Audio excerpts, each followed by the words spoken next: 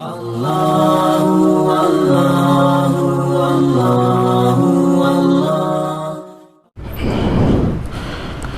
اللہ الرحمن الرحیم۔ باب الحوض والشفاعت۔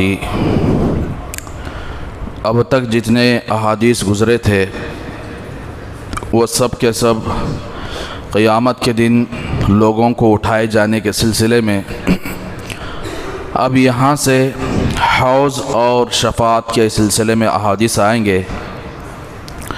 حوض کہتے ہیں، حوض کا اصل جو معنی ہے وہ جمع ہونا، بہنا ہے، لیکن یہاں اس باب کے اندر جس حوض کا تذکرہ ہے وہ حوض قیامت کے دن اللہ کے رسول صلی اللہ علیہ وسلم کو دو حوض دیے جائیں گے۔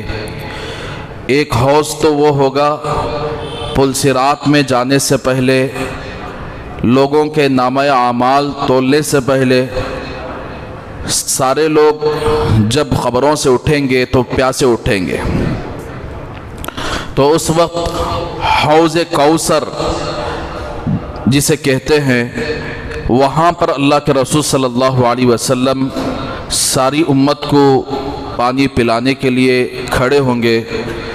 تو بہرحال ایک مرتبہ وہاں آپ صلی اللہ علیہ وسلم کے دست مبارک سے اپنی امت کو آپ صلی اللہ علیہ وسلم پانی پلائیں گے۔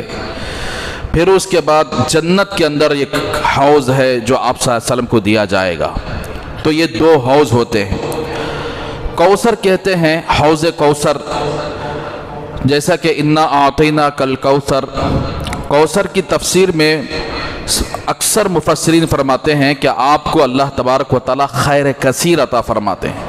خیر کثیر میں نبوت بھی شامل ہے، رسالت بھی شامل ہے، اور اسی طرح آپ صلی اللہ علیہ وسلم کے ساتھ اللہ نے جتنی نعمتیں عطا فرمائی ہیں، قرآن مجید، شریعت اور جنت تک کے لیے، جنت تک کی جتنی ساری نعمتیں ہیں وہ سب کے سب کوثر میں شامل ہیں۔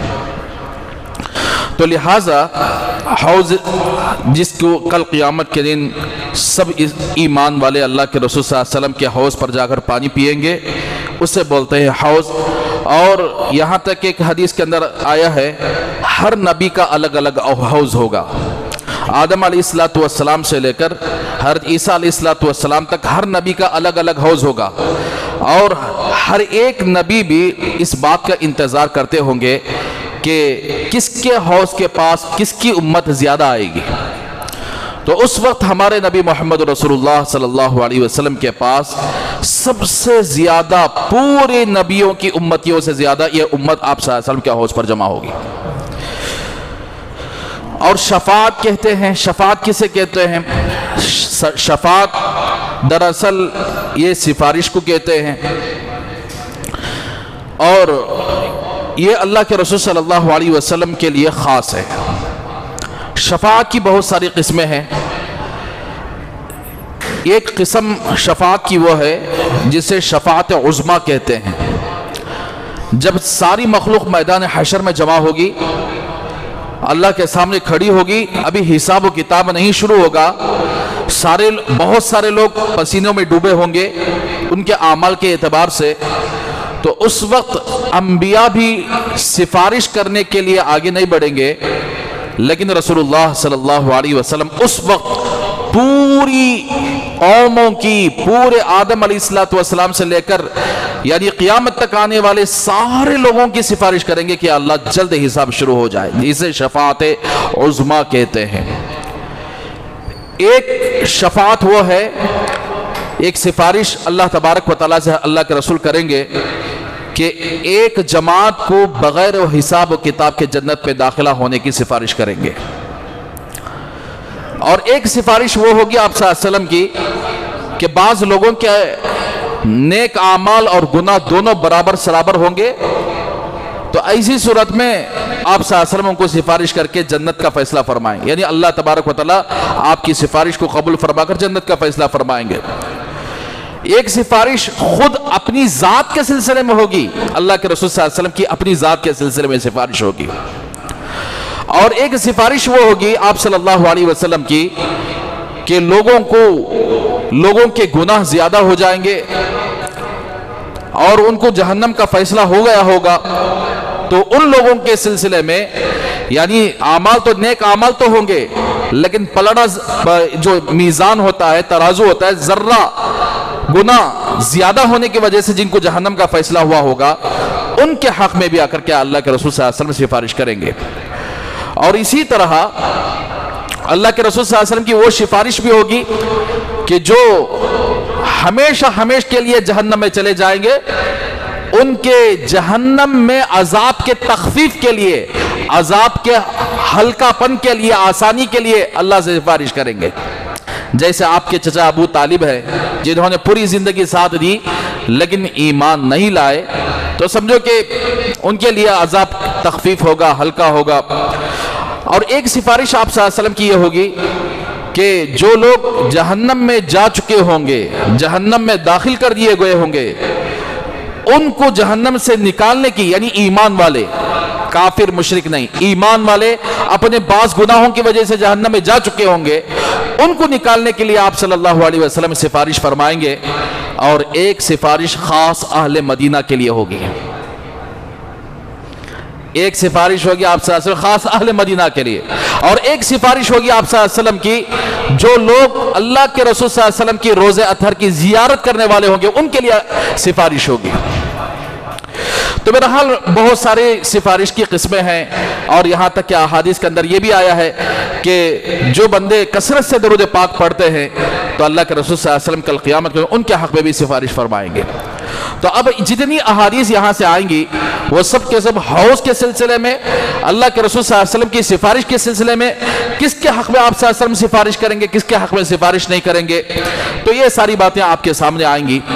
الفصل الاول عن انس رضی اللہ عنہ قال قال رسول اللہ صلی اللہ علیہ وسلم، حضرت انس رضی اللہ تعالیٰ عنہ سے روایت ہے، وہ فرماتے ہیں کہ رسول اللہ صلی اللہ علیہ وسلم نے ارشاد فرمایا، بینا انا اسیر فی الجنت اذن انا بنہر حافتاہ قباب الدرر المجوف قلت ما هذا یا جبرائیل قال هذا الكوثر الذي اعطاك ربك فاذا تینہ مسکن۔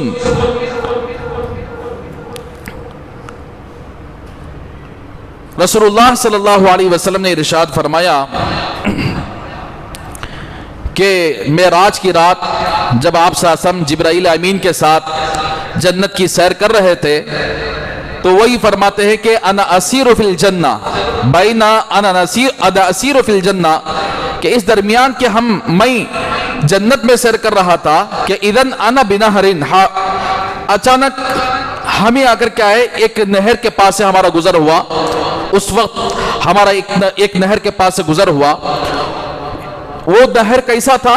حافتاہ قباب الدرر المجوف، جس نہر کے کنارے میں موتیوں کے قبے تھے۔ موتیوں کا مجوف کہتے ہیں اصل میں، یعنی ایک ایسا موتی جس کے اوپر سے تو موتی نظر آئے گا، اندر وہ ساری فیسیلیٹیز ہوں گے۔ مثال کے طور پر جیسا کہ آپ دیکھے ہوں گے کہ بہت سارے بڑے بڑے سٹیوں کے اندر ایک ایسی عمارت باہر دیکھے تو کچھ اور رہتا، اندر جاگے تو کچھ اور رہتا۔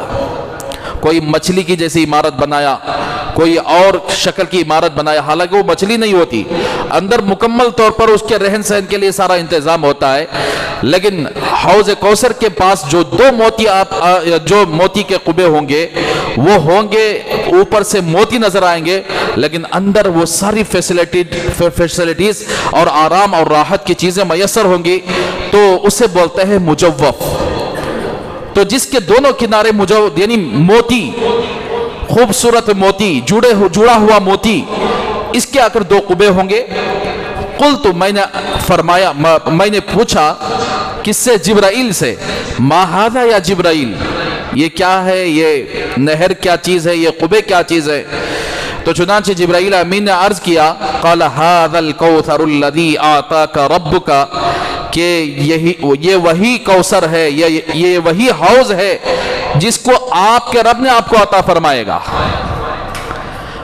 فَإِذَا تِينُهُ مِسْكٌ أَزْفَرَرَ رواہ البخاری، اس کی جو یعنی مٹی ہوگی، اس حوض کی جو مٹی ہوگی اس کی خوشبو ایسی ہوگی ایک دم زبردست مشک کی خوشبو کی طرح ہوگی.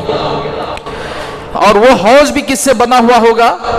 وہ حوض بھی ہمارے سیمنٹ وغیرہ سے نہیں، اینٹوں سے نہیں، وہ خالص سونے اور چاندی کی اینٹوں سے بنا ہوا ہوگا، اور اس کی مٹی بالکل مشک کی سی ہوگی، اور اس کی خوشبو بڑی بہترین ہوگی. اس طرح اللہ تبارک و تعالیٰ نے آپ صلی اللہ علیہ وسلم کو جنت کے اندر، جیسا کہ میں نے اس سے پہلے تذکرہ کیا تھا، 2 حوض اللہ تبارک و تعالیٰ آپ کو عطا فرمائیں گے. ایک حوض تو وہ ہوگا کہ لوگ قبروں سے اٹھ کر پیاس کی حالت میں اللہ کے سامنے حاضر ہونے سے پہلے اللہ کے رسول صلی اللہ علیہ وسلم کے سامنے حاضر ہوں گے. آپ صلی اللہ علیہ وسلم اپنے دست مبارک سے یعنی حوض کوثر کا پانی پلائیں گے، پھر ساری پیاس بجھ جائے گی. اس کے بعد جنت میں داخلے تک کبھی پیاس نہیں لگے گی. تو اس کے بعد ان لوگوں کا حساب شروع ہو جائے گا. تو بہرحال ایک حوض تو وہ ہے، ایک حوض اللہ جنت میں عطا کریں گے جس کا تذکرہ اس حدیث کے اندر کیا گیا. تو اسی لیے میرے بھائیوں، لیکن آگے آئیں گے احادیث کن لوگوں کو آپ صلی اللہ علیہ وسلم اپنا چہرہ پھیر لیں گے، پانی نہیں دیں گے، کن لوگوں کو حوض کوثر کے پاس محروم کر دیا جائے گا، یہ بات بھی آگے آئے گی. اسی لیے ہم ان لوگوں میں شامل ہونا چاہیے جن لوگوں کو اللہ کے رسول خود اپنا یعنی حوض کوثر سے پانی پیش کریں گے، ان لوگوں میں شامل ہونا چاہیے. ان لوگوں میں شامل نہیں ہونا چاہیے وہ کون سے اعمال ہوں گے جن کی وجہ سے کل قیامت کے دن اللہ کے رسول صلی اللہ علیہ وسلم کے دست مبارک سے حوض کوثر پینے سے لوگ محروم ہو جائیں گے. آگے حدیث آئے گی تاکہ ہمیں یہی سے اگر کوئی آدمی یعنی بدعات کے اندر، خرافات کے اندر مبتلا ہو، اللہ کے نبی کے دین کے اندر بگاڑ پیدا کیا ہوا ہو، تو سمجھو کہ ایسے لوگوں کو حوض کوثر کا پانی نہیں ملے گا. انشاءاللہ آگے آئے گی حدیث، تفصیل آگے پڑھیں گے. تو بہرحال میرے بھائیوں، ہمیشہ ہمیں یہ دعا کرنا چاہیے کہ اللہ تبارک و تعالی ہم سب کو اللہ کے رسول صلی اللہ علیہ وسلم کے دست مبارک سے یعنی حوض کوثر پینے کی توفیق عطا فرمائے. ایسے اعمال کرنے کی اللہ تبارک و تعالی ہم سب کو توفیق عطا فرمائے جس کی وجہ سے کل قیامت کے دن اللہ کے رسول صلی اللہ علیہ وسلم کے دست مبارک سے پانی مل گیا تو سمجھو کہ بہت خوش نصیب لوگ ہوں گے. آپ کے ہاتھ سے پانی نہیں ملا، حوض کوثر سے دھتکار کر بھگا دیے جائیں گے، بڑے بدبخت لوگ ہوں گے. تو اسی لیے ہمیں چاہیے ہمیشہ دعا کریں کہ اللہ جب بھی ہمیں خبر سے اٹھیں گے قیامت کے دن تو اللہ کے نبی کے یعنی حوض پر حاضری دیں گے تو اس وقت آپ کے دست مبارک سے پانی پلا دے. اس طرح اگر اللہ سے دعا کریں گے تو انشاءاللہ دعا بھی کرنا ہے، عمل بھی کرنا ہے. صرف دعا پر کام نہیں چلے گا، زندگی ایسے بنانا چاہیے جس میں یعنی ہم اللہ کو راضی کر لیں. جب اللہ راضی ہو جاتے ہیں تو سمجھو کہ اللہ کے رسول خود بخود راضی ہو جائیں گے. تو اسی لیے جب اللہ راضی ہو جائیں گے تو اللہ کے نبی کی سفارش بھی آ کر کیا ہے ہو جائے گی، آپ کے ساتھ جنت پہ داخلہ بھی ہو جائے گا، آپ کے دست مبارک سے پانی بھی پینا میسر ہو جائے گا. اللہ سے دعا کریں گے اللہ تبارک و تعالی ہم سب کو ان باتوں پر عمل کرنے کی توفیق عطا فرمائے.